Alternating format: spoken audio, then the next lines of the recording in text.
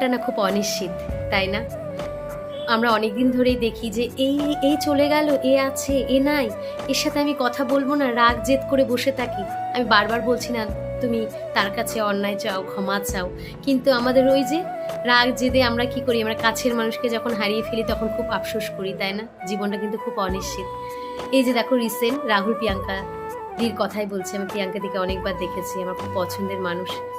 রাহুল দাও খুব পছন্দের মানুষ, অনেকবার দেখা হয়েছে। তো যাই হোক, এই যে তার ছেলের সাথে সে কথা বললো, তার মার সাথে কিছুক্ষণ আগে কথা বললো, শুটিং করতে করতে সেই হলুদ একটা জামা পরেই শুটিং করছিল, সেটাই জলে ডুবে মারা গেল। তাই আমি যে তোমার সাথে কথা বলছি, আমি কিছুক্ষণ পর থাকবো কি না বা কালকে থাকবো কিনা কিন্তু জানি না। ওই যে বললাম জীবনটা খুব অনিশ্চিত। তাই রাহুল দা কি জানতো বা তার পরিবার কি জানতো বা তার ছেলে জানতো আমি বাবাকে দেখতে পাবো না, কথা হবে না আমার বাবার সাথে চিরদিনের মতন। তাই বাবা মাকে কখনো দূরে সরিয়ে দিও না, বাবা মার কাছে থাকো।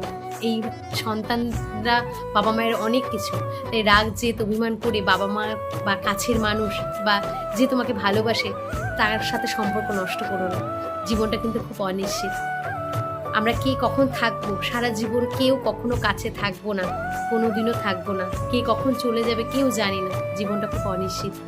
তাই কাছের মানুষকে আঁকড়ে ধরো, চলে গেলে আফসোস করে আর কিচ্ছু হবে না। জীবনটা খুব অনিশ্চিত, ছোট ছোট হবে না কাছের মানুষের কাছে, ভালোবাসা তো, জীবনটা খুব অনিশ্চিত।